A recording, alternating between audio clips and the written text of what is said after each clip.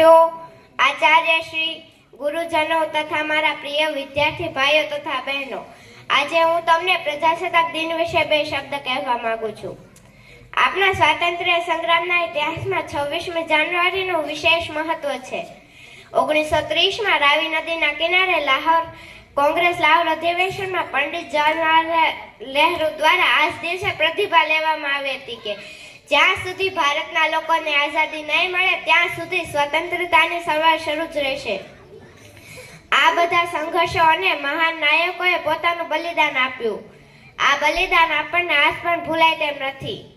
સાર્વભૌમ, સમાજવાદી, બિનસાંપ્રદાયિક, લોકતાંત્રિક અને પ્રજાસત્તાક ભારતનું બંધારણ 26મી જાન્યુઆરી 1950ના રોજ અમલમાં આવ્યું હતું.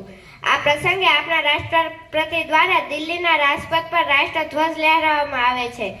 આ પ્રસંગ ખૂબ જ ઉત્સાહભર્યો અને ભવ્ય હોય છે, જેમાં લશ્કરી કરતા 3 પાંખોવાળા લશ્કરી વાહનો રાજપથ પર આવી પરેડ કરે છે. આ જ રીતે 26મી જાન્યુઆરી 1950ના રોજ ભારતનું બંધારણ, તેની સરકાર, રાષ્ટ્રપતિ અને રાષ્ટ્રધ્વજ વિશ્વનું સૌથી મોટું પ્રજાસત્તાક રાષ્ટ્ર બન્યું.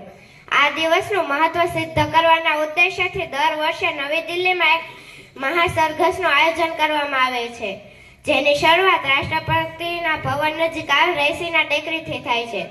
પાયદળ, વાયુસેના, નૌસેના જેવી વિવિધ ટુકડીઓ ગણવેશમાં કવાયત કરતી ચાલે છે.